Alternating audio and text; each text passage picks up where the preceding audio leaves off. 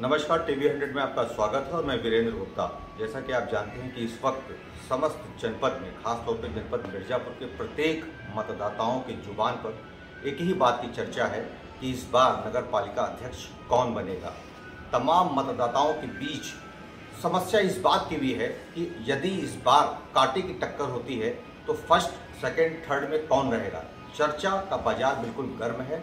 सभी की जुबान पर एक ही सवाल है, समाजवादी पार्टी, भारतीय जनता पार्टी या अन्य कोई दल, किसका सीधे टक्कर होगा। इस बात का भी आकलन करने का प्रयास करेंगे, लेकिन उसके पहले आज हमारे साथ समाजवादी पार्टी के प्रत्याशी नगर पालिका अध्यक्ष सतीश मिश्रा जी मौजूद हैं। हम उनसे सीधे जानने का प्रयास करेंगे कि किन समीकरण पर वो इस दौरान काम कर रहे हैं, चूँकि मतदाता का जो वक्त है वो बहुत कम है, जैसे जैसे नज़दीक आ रहा है। सर, आपका बहुत स्वागत है। सतीश जी, धन्यवाद। आपका भी बहुत बहुत स्वागत है। कैसी तैयारी कर रही है आपका जो तैयारी चल रहा है वो वक्त बहुत कम है। अब आपको क्या लगता है कि इस वक्त जो इक्वेशन बन रहा है, पॉलिटिकल इक्वेशन, वो क्या कह रहा है? सारे इक्वेशन, सारे सिचुएशन सब हमारे पक्ष में।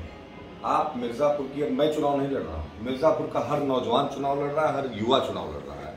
और इस नौजवान और युवा के चुनाव चिन्ह की लड़ाई में जो है वो सतीश मिश्रा बहुत आगे निकल चुकी है, समाजवादी पार्टी आगे निकल चुकी है, और बाकी जितने दलों का आप नाम ले रहे हैं सब दल बाकी बहुत पीछे छूट चुके हैं। आधे में समाजवादी पार्टी लड़ रही है, आधे में सारे दल लड़ रहे हैं। जी, तमाम लोग इस बात की भी चर्चा कर रहे हैं कि समाजवादी पार्टी और बीजेपी यदि पार्टी लड़ती है तो लोग शायद कई सवाल उठाते हैं, लेकिन जब सतीश मिश्रा का चेहरा आता है तो आपको लगता है कि वो ज़्यादा हावी होगा पार्टी की तुलना?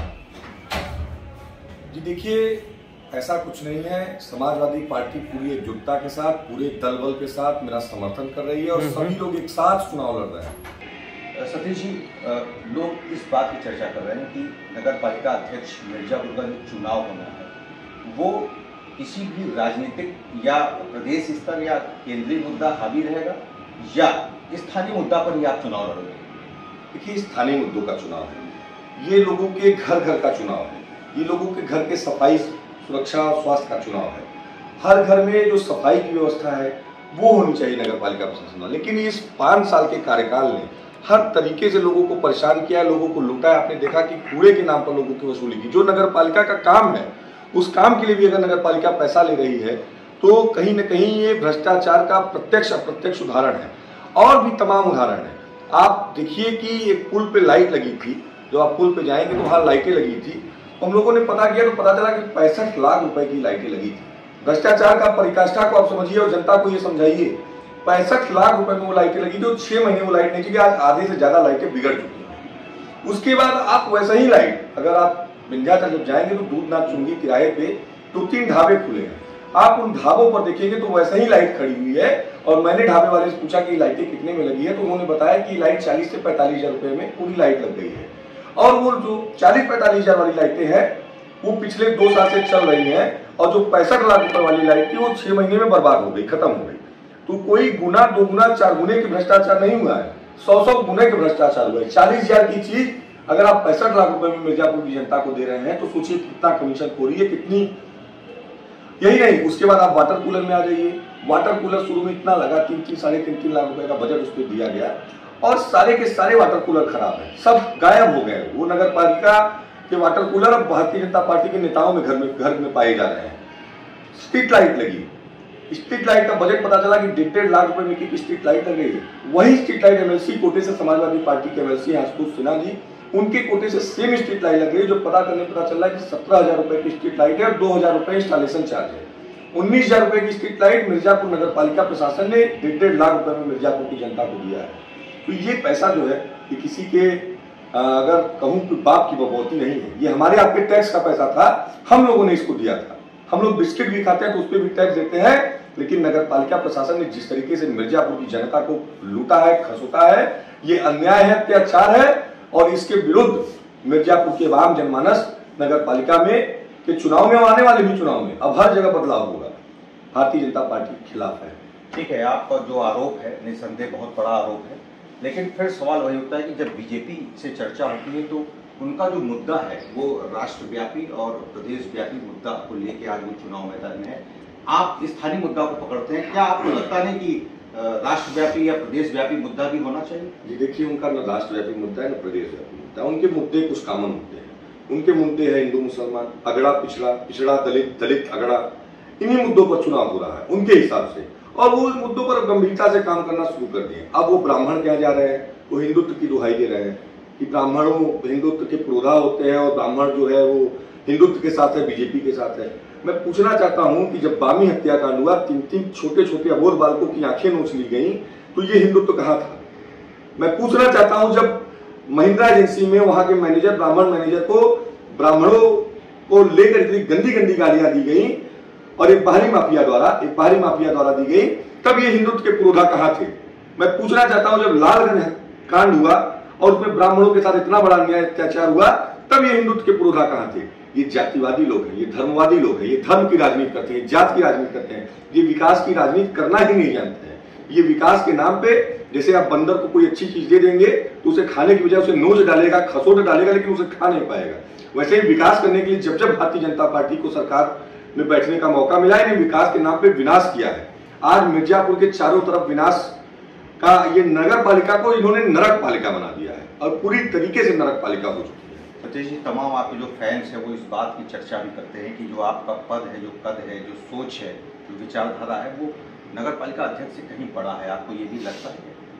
ये देखिए, कहीं ना कहीं से तो शुरुआत करनी पड़ेगी और आदरणीय अखिलेश यादव जी का आशीर्वाद मिला, उन्होंने आदेश दिया, नगर पालिका से एक शुरुआत हुई है। बाकी जनता जनार्दन का जैसा आशीर्वाद होगा। अभी मेरी उम्र 34 साल है, मुझे 40 साल राजनीति करनी है। ठीक है, मैं अगर बुरा काम करूंगा, जनता के हक की आवाज नहीं उठाऊंगा, तो 5 साल बाद जिस तरीके से आज वर्तमान नगर पालिका अध्यक्ष मुंह चुरा के घर में बैठे हैं, जनता के बीच नहीं जा पा रहे, वो 2 दिन नगर पालिका प्रत्याशी के साथ घूमे, उसके बाद उनको भाजपाइयों ने कहा कि आप घर बैठ जाइए, आपको घूमने की जरूरत नहीं है, चलना मुश्किल हो गया था। ठीक है, हमारे लाखों जो है दर्शक आपको सुन रहे हैं, देख भी रहे हैं, क्या अपील करेंगे? अगर आप जीतते हैं तो क्या प्राथमिकताएं कुछ आप रोड मैप बना के रखेंगे?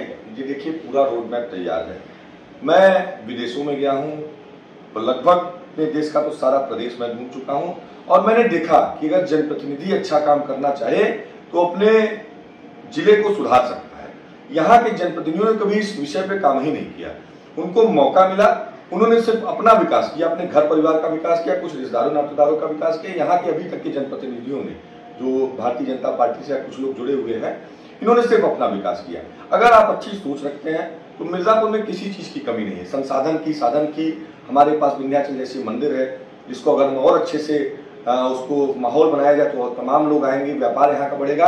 विंध्याचल मंदिर को भी मैं बता दूं कि विकास के नाम पर लोगों का वहाँ शोषण हुआ। मैं विकास से परहेज नहीं करता हूँ, वहाँ कॉरिडोर बनना चाहिए, लेकिन जिस तरीके से लोगों के घर परिवार को उजाड़ कर कॉरिडोर बनाया गया, उनको मुआवजा नहीं दिया गया है। मतलब जिसका दुकान था, जो 40-40 साल से वहाँ दुकान लगा कर रह रहा था अपनी रोजी रोटी, आप उसका दुकान जीसीबी से नुचवा देते हैं। विकास प्राधिकरण जो बना है उसके पक्षधर है या विपक्ष में है? कि विंध्य विकास प्राधिकरण जो बना वहां पर जी उसके पक्ष में है। लेकिन एक मैं आपको विंध्य विकास प्राधिकरण की घटना बताऊं। हम लोग महंगाई की बात आती है, आपने छेड़ दिया, तो डीजल, पेट्रोल और गैस तक ही हम लोग सीमित रह जाते हैं। मैंने 2012 में एक मकान बनवाया और उसमें विंध्य विकास प्राधिकरण का नक्शा बनवाने के लिए मैंने 37 या 47 हजार रुपये टैक्स जमा किया था। और आज मैं जब 2021 में एक मकान बनवाया 22 में, तो 1,73,000 रुपये मैंने टैक्स जमा किया है। तो अब तो लोगों का मकान बनवाना भी दूहर हो गया है। ठीक है, बहुत महंगाई आपके मुताबिक बढ़ चुकी है। वो जो दर्शक हैं उनके लिए क्या कहेंगे, वो मतदाता जो ये सोचते हैं कि प्रदेश में और केंद्र में जो सरकार है वही सरकार का नियंत्रण नगर पालिका अध्यक्ष में भी होना चाहिए, ऐसे जो मतदाता हैं जो सोचते हैं उनके लिए क्या कहेंगे? देखिए, जो इस एक्सपेरिमेंट को करके मिर्जापुर की जनता ने देख चुका है। पिछली बार यही एक्सपेरिमेंट हुआ था कि प्रधानमंत्री भी भारतीय जनता पार्टी के हैं, मुख्यमंत्री भी भारतीय जनता पार्टी का। अगर नगर पालिका में भी भारतीय जनता पार्टी की सरकार बनेगी तो ट्रिपल इंजन की सरकार बनेगी, जो बहुत रफ्तार से दौड़ेगी। लेकिन रफ्तार कुछ इतनी ज्यादा हो गई कि पूरे मिर्जापुर में धूल धूल हो गया है। आज हर आदमी सांस की बीमारी से परेशान है। बच्चों के स्कूल में एडमिशन कैंसिल हो रहे हैं क्योंकि स्कूल जाने और आने भर में उनकी बीमारी आ जा रही है। तो पूरा मिर्जापुर त्राही इस ट्रिपल इंजन की सरकार ने मिर्जापुर को तबाह कर दिया है। मैं आप सबसे निवेदन करूंगा, एक उदाहरण भी दूंगा कि 2022 के चुनाव के पहले जब कुछ जगहों चुनाव हुए थे तो भारतीय जनता पार्टी ज्यादातर हार गई थी। उसके बाद स्थिति हुई कि किसी को कोई आंदोलन करने की जरूरत नहीं पड़ी, डीजल पेट्रोल के दाम 10 रुपए कम हो गए, पूरे चुनाव तक कम थे। साल भर बाद लोकसभा का चुनाव है, अगर आप इनको वोट के माध्यम से चोट देंगे तो ये जो आए दिन व्यापारियों के ऊपर सेल टैक्स का छापा, इनकम टैक्स का छापा, जीएसटी का छापा, बिजली विभाग का नोटिस, ये सारे चीज बंद हो जाएंगे। महंगाई तो रुक जाएगी, जो गैस सिलेंडर 1200 का मिल रहा है वो 700 का मिलने लगेगा। जो डीजल पेट्रोल 100 रुपए के मिल रहे हैं वो 70-80 रुपए के मिलने लगेंगे। अब अगर ये पुनः जीत गए तो ये घमंड में आ जाएंगे, तानाशाही आ जाएगी, हिटलरशाही आ जाएगी। डीजल पेट्रोल 150 रुपए में मिलेगा, गैस सिलेंडर 1500 में मिलेगा और महंगाई दुगनी रफ्तार से बढ़ी। ठीक है, एक अंतिम सवाल आपसे, क्योंकि आपको भी कई प्रोग्राम आपके लगे हैं, आवाज भी बता रहा है कि आप काफी अपने तमाम समर्थकों के बीच नारेबाजी या भाषण या लोगों का अभिवादन स्वीकार करते करते गला भी बैठ गया है। सबसे बड़ा बात यह है जो लोग जानना चाहते हैं कि अब मान लेते हैं कि इस बार अगर आप जीतते भी हैं, और या आपको क्या लगता है कि किसके बीच ज्यादा टक्कर है, आपको मुकाबला किससे ज्यादा समझ में आ रहा है? देखिए, सामने झूठ बोलने वाले लोग हैं, ठीक है। अभी मैं कल की प्रेस कॉन्फ्रेंस एक प्रत्याशी की देख रहा था, इतनी बड़ी बड़ी बातें हो रही हैं कि इसकी कोई पराकाष्ठा नहीं। उन्होंने कहा कि 2009 में जोशी जी को इलाहाबाद से हारी बाजी उन्होंने जिता दिया। जोशी जी को 2009 में उन्होंने हारी बाजी जिता दिया और 2014 में आते आते जो मोदी जी का नारा था कि हर हर मोदी घर घर मोदी, इस नारे के जनक वो थे और उन्होंने मोदी जी को प्रधानमंत्री बना दिया। अगर आप इतने काबिल थे तो 2009 में भारतीय जनता पार्टी के प्रत्याशी को मिर्जापुर में क्यों नहीं जीता? ठीक बात है। 2012 में यहाँ से 5 के 5 विधानसभा भारतीय जनता पार्टी जमानत नहीं बचा पाई। अगर आप इतने काबिल थे तो यहाँ क्यों नहीं बचा पाए? तब आप धृतराष्ट्र बने थे जब आप भारतीय जनता, आज आपका सारा जमीन टिकट कटने के बाद जाग गया। जब आप भारतीय जनता पार्टी में थे तो सब भ्रष्टाचार आप सहन कर रहे थे, आपकी पट्टी बनी थी, और आज आपका जब भारतीय जनता पार्टी से टिकट कट गया तो आपका जमीर जाग गया। ठीक है, चूंकि कई लोगों का ये मेरे पास मैसेज गया कि सतीश जी से ये पूछिएगा कि जिस तरीके से उत्तर प्रदेश कानून व्यवस्था को लेकर जीरो टॉलरेंस की जो पॉलिसी है, चाहे वो प्रयागराज कांड हो, ये आपको लगता है कि इससे जो है प्रदेश में कानून व्यवस्था फिट है? प्रदेश में कानून व्यवस्था पूरी तरीके से ध्वस्त है। जात बिरादर के नाम पर कानून व्यवस्था चलाई जा रही है। अखिलेश जी की सरकार थी, मायावती जी की सरकार थी, उन्होंने अपने भी विधायकों को, जहां उनके विधायक गलत होते थे, अपने विधायकों को सस्पेंड करने का काम किया है, इस्तीफा लेने का काम किया है और जेल भेजने का काम किया है। मैं बताता हूँ जीरो टॉलरेंस क्या होता है। राजा भैया समाजवादी पार्टी के साथ थे, लेकिन जब कुंडा में कांड हुआ था, सीओ मर्डर का कांड हुआ था, अखिलेश जी ने बिना देर किए राजा भैया जी को मंत्रालय से हटा दिया। इनके मंत्री, चाहे आप उठा लीजिए वो कानपुर वाले, क्या मंत्री का नाम है, ध्यान नहीं आ रहा है, चाहे अजय टेनी को देख लीजिए, तो ये अपने विधायक, मतलब इनको सिर्फ इनको जो कार्रवाई होती है उसका 2-3 प्रोफार्मा बना हुआ है। या तो वो विपक्ष का नेता होना चाहिए, यादव मुस्लिम ब्राह्मण, या गैर मुख्यमंत्री जी का जो है उसका होना चाहिए। तो इनका जो जीरो टॉलरेंस है वो दिखावा है, वो कुछ मीडिया के माध्यम से वो प्रचार प्रसार का एक सामग्री बन चुका है। बाकी जीरो टॉलरेंस कहीं नहीं हुआ। हत्या, डकैती, बलात्कार, आप किसी दिन का अखबार उठा के देख लीजिए, पूरा अखबार हत्या, डकैती, छिनैती, लूट के आरोपों से भरा पड़ा हुआ है और भ्रष्टाचार 4 गुना हो गया है। ठीक है सतीश जी, बहुत बहुत धन्यवाद, आपने हमसे बात किया, बहुत ही कीमती समय आपने निकाला। तो जिस तरीके से इस वक्त समूचे जनपद में, खासतौर पर नगर पालिका जो परिषद मिर्जापुर की अगर बात करें, तो समस्त मतदाताओं की एक ही प्रतीक्षा है कि वो पल, वो घड़ी कब आए जब तमाम लोग अपने हिसाब किताब को पूरा कर सकें। क्या मिर्जापुर में एंटी इनकम्बेंसी भी प्रभावशाली रहेगी, इस बात की चर्चा प्रत्येक लोगों की जुबान पर सुनी जा रही है। मिर्जापुर से TV 100 के लिए वीरेंद्र गुप्ता की रिपोर्ट।